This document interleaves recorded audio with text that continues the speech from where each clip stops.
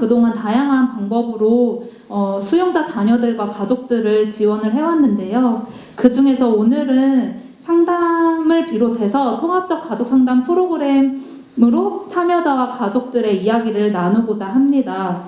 다음은 세우몬 상담실이 어떻게 생겨나게 됐는지, 또 어떤 의의가 있는지, 또 상담 현황과 비롯해서 상담 프로그램이 어떻게 진행되고 있는지에 대해서 간단히 저희가 이제 현황 보고를 하려고 하고 있는데요. 이지연 부장님과 제가 발표를 할 예정입니다. 그래서 먼저 이지연 부장님 나오셔서 발표해 주시겠습니다. 네, 방금 소개받은 이지연입니다. 예, 또 다른 아나톨이고요. 평범하지 않은 어른들 여기 오신 것 환영합니다.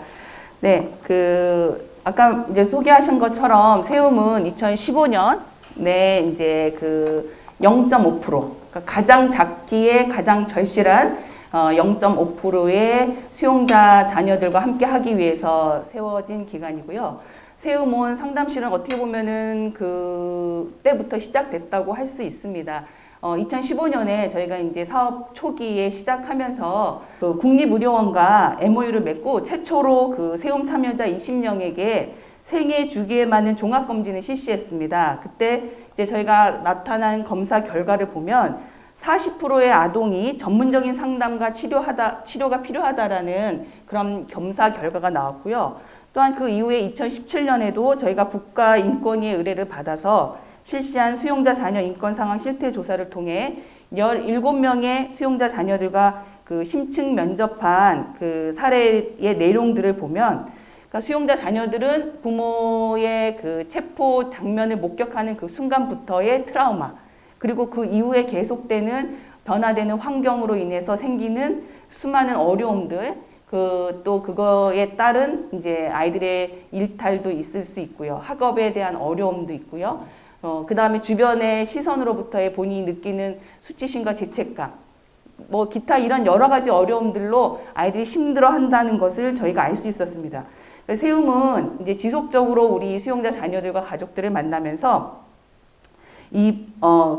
필요한 가정들에게 상담 서비스를 시작했는데요. 그때 당시에는 저희가 자체 상담실을 두고 있지는 않았기 때문에 외부에 이제 필요한 상담들이 있으면, 욕구가 있으면 의뢰하는 방식으로 시작을 했다가 저희가 2019년에 상담실을 이제 사무실을 이전하는 과정에서 이거는 꼭 우리 세움 상담실이 있으면 좋겠다라는 그런 우리 합의된 의견들이 있어서 사무실 한켠에 상담방을 마련해서 이제 우리 세움 안에서 상담을 시작하게 되었습니다.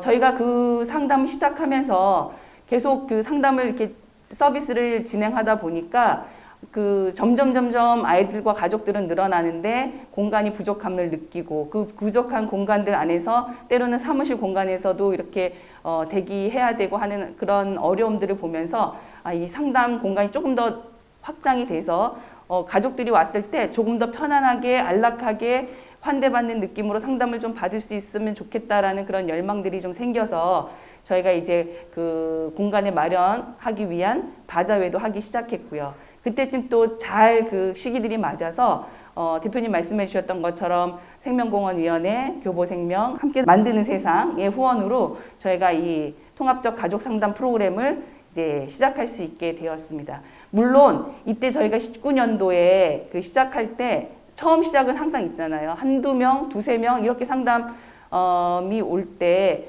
사실 우리 마음을 다해서 함께 해주시는 상담 선생님들이 없었다면 시작이 어려웠을 거예요. 그때 두세 시간씩 걸리는 거리를 마다하지 않고 한 아이를 만나기 위해서 오셨던 선생님들이 1, 2년 기간들을 버텨주시면서 아이들과 함께 해주셨기 때문에 저희가 조금씩 상담이 늘어나고 또 우리 아이들을 만날 수 있는 기회들이 많아졌던 것 같습니다. 올해 들어서는 저희가 아까 말씀드린 것처럼 본격적으로 이제 저희가 수용자 자녀를 만나는 그런 프로젝트를 시작하게 되면서 저희가 이렇게 이제 아이들을 만나고 있는데요. 보통 지금 현재로는 외부 상담 기간도 저희가 연계해서 세움의 뜻에 함께하는 상담 기간이 14개 기간으로도 확대되었고요.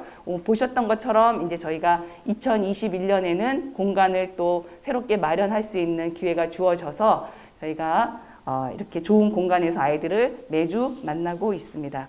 그 세움의 통합적 가족 상담 프로그램은요, 개인과 가족의 특성을 고려한 맞춤형 그 서비스의 특징을 지니고 있습니다. 저희가 그 아이들을 만나다 보면은 각각의 형편들과 여건들과 또 저희가 그 만나는 아이들이 전국에 다 이렇게 흩어져 있기 때문에 그 아이들을 다 이 세움 상담실에 올 수는 없잖아요. 그래서 내부에서 상담도 진행하지만 그 모든 형편들을 고려해서 각각의 지역에 있는 전문가들과 연계해서 가장 좋은 서비스를 받을 수 있도록 그렇게 하고 있고, 거기에만 그치는 게 아니라 저희가 계속 팔로우하면서 상담의 내용들이 어땠는지, 그리고 갖고 있는 어려움들이 어떤 건지를 지속적으로 모니터링하면서 그것들을 저희가 또 실무자들이 가족들과 소통하면서 어려운 환경들을 잘 이겨나갈 수 있도록 돕고 있습니다. 특히 이제 양육자들의 제일 가장 고민 중에 하나가 뭐 경제적인 어려움뿐만 아니라 자녀 양육에 대한 그 어려움들을 호소하고 계시거든요. 그러니까 갑작스럽게 이제 한부모가 된 가정도 있고, 한부모였다가 아이들이 맡길 데가 없으니까 조손 가정이 이제 아이들을 데리고 가시게 되는 경우도 있고, 친척이 아이들을 보시는 경우도 있는데, 그런 경우에 아이들 이 세대 차이가 나는 아이들과 어떻게 소통해야 되는지, 또 아이들이 사춘기가 되면서 갖고 오는 어려움들을 어떻게 해결해야 될지 모르는 그런 고민들을 안고 계실 때, 저희가 다 여기 그 어떤 곳에 보내드릴 수는 없고, 우리 이제 아까 말씀하셨던 뒤에 사례 발표해 주시겠지만, 한 선생님께서 직접 찾아가셔서 가정에서 그 아이들을 만나고 그 양육자들을 만나고 계십니다. 이게 좋은 것은 현장 그냥 일상의 공간에서 같이 만나고 계시기 때문에 삶이 그 모습 그대로가 좀 드러나는 부분도 있고요. 또 한편으로는 양육자를 만나면서 또 아이들을 필요에 따라 같이 그 개입시켜서 같이 상담할 수 있다는 큰 장점들이 있습니다.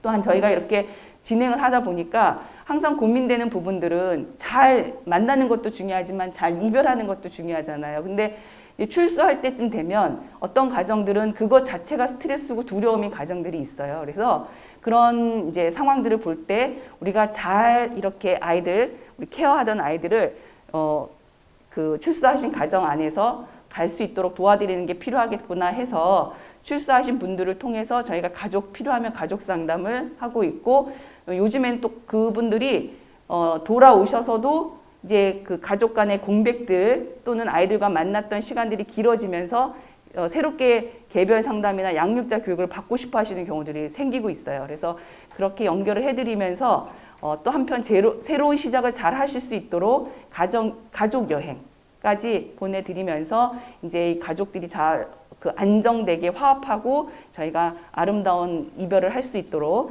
그렇게 준비하고 있습니다. 마지막으로 오늘처럼 아까 대표님도 말씀하셨지만 수용자 자녀와 가족들을 깊이 있게 만난 이야기들을 모아서 저희가 이렇게 전하는 이제 계기들을 좀 만들려고 해요. 이렇게 해서 아까 처음에 보셨던 그 영상처럼 우리도 다 모두 갖고 있는 이 아나톨의 모습들이 우리 모두의 모습이다. 때로는. 그리고 또 그 아나톨이 또 평범하지 않은 어른들을 만나면서 새롭게 자기의 모습을 발견하는 것처럼 그런 일들이 필요하다라는 것을 이렇게 널리 알리기 위해서 이런 인식 개선을 위한 이제 보고회나 또 연구조사 이런 것들을 같이 진행하려고 하고 있습니다. 네, 이후에 저희가 2019년부터 조금 데이터들을 모아서 정리를 해보았는데요. 저희 했던 사업들의 내용들을 우리 신미성 간사님께서 전해주시도록 하겠습니다.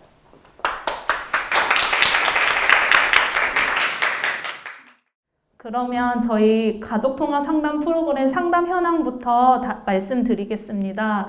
저희는 2019년부터 2021년 9월 세움 상담실 기준으로 현황을 조금 정리를 해보았는데요. 참여자 대상은 아동, 청소년, 양육자 이렇게 크게 두 가지로 나누어 보았습니다. 아동, 청소년 같은 경우에는 미취학, 초등학생, 중고등학생 이렇게 세 부류로 나누었고요. 양육자 같은 경우에는 부나, 모, 아니면 조부모, 친척 이렇게 양육하시는 분들, 그리고 그 외에 수감 대신 그 당사자 부모님들, 부분까지도 포함을 해서 저희가 상담 진행을 해왔습니다. 아동 청소년 상담 현황을 먼저 보시면은요, 2019년부터 2021년까지 계속 점차적으로 증가된 그래프를 보실 수가 있습니다. 처음엔 9명, 17명, 29명, 3배 이상이 증가된 것을 볼 수가 있는데요. 네, 성별은 여자, 남자 비슷비슷하게 이렇게 아이들이 참여를 하고 있었습니다. 연령대 보시면 2019년과 2020년에는 중고등학생의 비율이 좀 더 이렇게 높은 거를 볼 수가 있는데요. 2021년에는 미취학 24%, 초등학생 28%, 중고등학생 48%, 연령대가 좀 다양해지고 있음을 알 수가 있습니다. 의뢰 경로로는 2019년과 2020년에는 주로는 세움 참여자 학생들을 토대로 해서 거기서 이제 상담이 필요한 친구들을 상담을 연계를 해서 주로 많이 진행을 해왔었는데요. 2021년에는 참여자뿐만 아니라 법무부 또 그 외에 복지기관들, 공공기관 아니면 수용자분이 직접 신청을 하시거나 이렇게 다양한 의뢰 루트로 와서 상담을 받게 되었습니다. 이는 세움 상담 사업에 대한 인지도와 또 수용자 자녀 어려움에 대한 사회적 관심이 많이 높아지고 있음을 알 수가 있었는데요. 수감 인지 여부에서는 2019년과 2020년에는 100% 아이들이 다 부모의 수감 사실을 알고 있었습니다. 근데 2021년에 보시면 모른다 17%, 안다가 83%인데요. 이거는 좀 전에 말씀드렸듯이 그 미취학 아동의 비율이 조금 높아지면서 양육자분들이 나이가 어린 아이들한테 이 부모의 수감을 어떻게 전달을 해야 될지 또 어떻게 설명을 해야 될지 되게 혼란스러워서 말하지 못하는 부모님들이 계시다는 것을 저희가 보게 되었습니다. 그래서 모른다가 17%가 이렇게 나왔다는 것을 봐주시면 될 것 같고요. 수감자 같은 경우에는 보통 아버지들이 많이 비율이 높게 수감되신 걸로 보고 있습니다. 호소 문제로는 저희가 2019년, 2020년, 2021년 이렇게 나누었는데 심리정서 어려움이 35%로 조금 더 비율이 되게 높은 걸로 볼 수가 있고요. 2020년도 마찬가지로 심리정서 어려움이 32%, 거의 3분의 1 이상이 차지하고 있음을 볼 수가 있습니다. 그리고 2021년에는 심리정서 어려움 28%와 또 뭐 진로, 친구, 가족관계 이렇게 다양한 지금 호소 문제들이 있음을 저희가 볼 수가 있는데요. 이는 아이들이 점점 더 그런 호소 문제에 대해서 표현을 하고 또 다양한 문제들이 있음을 알 수 있는 현황이라고 볼 수 있으면 됩니다. 그다음에 상담 장소는 보통 2019년과 2020년도에는 저희 가족 세움이 거의 80% 이상, 80% 정도는 거의 저희 세움에서 많이 상담을 했었고요. 2021년에 보시면 가족 세움이 62%, 외부 상담 38% 이렇게 조금 저희가 줄어든 걸로 볼 수가 있는데요. 이는 저희가 아무래도 전국구로 아이들을 케어를 하고 있다 보니까 참여자 인원수가 늘어날수록 다양한 거주 지역에 있는 아이들이 있어서 외부 상담으로 많이 연결을 저희가 하게 되었어요. 그래서 외부 상담이 조금 높아진 비율을 또 봐주시면 될 것 같습니다. 그리고 상담 유형으로는 저희가 2019년과 2020년에는 개인 상담과 놀이치료를 주로 많이 이렇게 진행을 했었는데요. 2021년에는 아까도 말씀드린 것처럼 미취학의 아동도 높아지고 초등학생의 아이들도 높아지다 보니 개인 상담과 놀이치료뿐만 아니라 미술치료 아니면 뭐 독서치료, 동작치료 뭔가 어떤 매개체를 이용해서 아이들과 함께 소통할 수 있는 그런 상담 기법으로 상담 방법으로 저희가 진행을 하게 되었습니다. 다음은 이제 양육자 상담 현황인데요. 보시면 양육자도 아동 청소년과 마찬가지로 쭉쭉 이렇게 증가된 게 볼 수가 있죠. 그래서 이거는 거의 4배 증가된 거를 볼 수가 있는데요. 성별로 보시면 여자 100%, 여자 88%, 83% 이렇게 조금 여자의 비율이 높은 것으로 보아 남편의 수감으로 갑작스럽게 홀로 양육을 맡게 된 어머니들이 되게 상담 참여 욕구가 높아졌다는 것을 저희가 볼 수 있었습니다. 그리고 연령대로는 처음에는 사실은 60대, 40대, 2020년에도 이렇게 조금 있었는데요. 2021년에는 30대, 40대, 50대 이렇게 양육자분들의 나이대가 다양해졌어요. 이것 또한 좀 전에 아동 청소년에서 아동들의 그런 나이대가 연령대가 다양해지다 보니 부모의 나이도 다양해질 수 있음을 알 수가 있었습니다. 의뢰 경로도 아동 청소년과 마찬가지로 처음에는 그 참여 아이의 부모가 상담을 받아야 될 것 같다. 이래서 이렇게 연계된 경우들이 많았는데요. 2021년에는 양육자도 법무부, 외부기관 직접 신청을 하시거나 이런 식으로 조금 루트가 다양해지고 있음을 알 수가 있었습니다. 수감자의 관계에서는 여기서 보시면 남편분이 거의 이제 수감을 되셔서 어머님들이 이제 받기도 하고 또 여기서 중요하게 보실 거는 본인인데요. 출소 후에 수감되었던 당사자가 상담에 참여하는 경우가 높아지고 있음을 저희가 볼 수 있었습니다. 양육자 현황 같은 경우에는 아동 청소년과 달리 되게 심플하게 자녀 양육 또는 심리 정서적 어려움에 대해서 많이 토로를 하셨어요. 2020년에도 마찬가지로 자녀 양육과 심리적 어려움, 또 가족 관계 이렇게 어려움을 토로하셨고 2021년에도 마찬가지로 자녀 양육의 어려움, 심리정서적 어려움, 가족관계 어려움. 그래서 양육자분들은 심리정서적 어려움뿐만 아니라 그런 자녀 양육에 대한 케어, 또 가족관계에 대한 케어까지도 되게 많은 어려움이 있다는 것을 저희가 알게 되었습니다. 양육자도 마찬가지로 저희 세움에서 주로 원래 처음에는 많이 진행을 했었다면 인원수가 늘어남에 따라 양육자분들도 지역 거주가 다르다 보니 외부 상담과 많이 연계된 경우가 비율이 높아졌고요. 상담 유형 같은 경우에는 되게 아동 청소년과 많이 다르죠. 여기는 개인 상담이 거의 주로 이루었고 거기에 이제 양육 코칭도 또 많이 받는 분들이 계셨어요. 이것은 처음에 양육자분들이 처음에는 자녀 양육에 대한 어려움을 가지고 저희에게 상담 의뢰를 많이 신청을 하셨는데 건강한 부모의 역할을 위해서는 뭔가 자신 스스로를 돌아보고 그 과정을 조금 필요하다는 것을 깨닫다 보니까 개인 상담의 비율이 많이 높아진 것을 볼 수 있었습니다.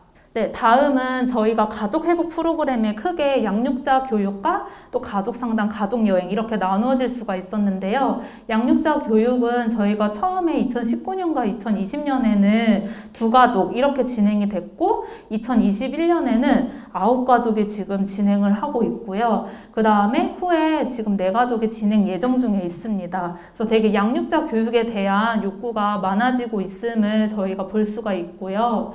그 다음에 가족 상담과 가족 여행 같은 경우에는 보시면은 가족 상담도 조금씩 늘어나고 있고 가족 여행도 조금씩 늘어나고 있음을 볼 수가 있습니다. 가족 여행 같은 경우에는 정말 가족들 사이에서 너무나 필요한 거지만 사실 경제적으로 또 되게 가족 안에서의 또 다른 어려움이 있다 보니까 사실 가족 여행이 우선순위에 밀려나는 경우들이 되게 대다수세요. 그래서 가족 여행을 지원을 받으신 가족분들의 이야기를 들어보면 선물 같은 시간이었다, 의미 있는 시간이었다라는 그런 피드백을 되게 많이 주셨거든요.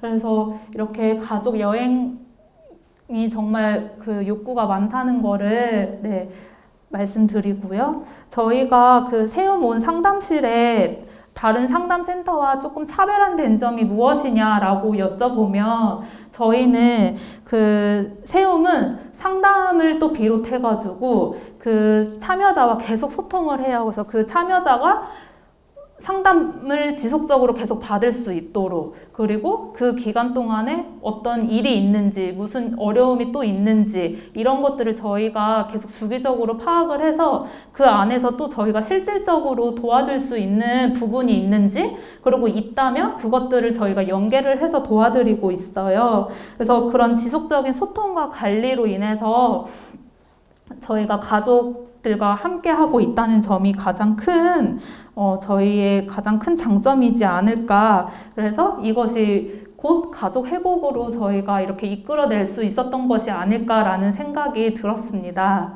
감사합니다.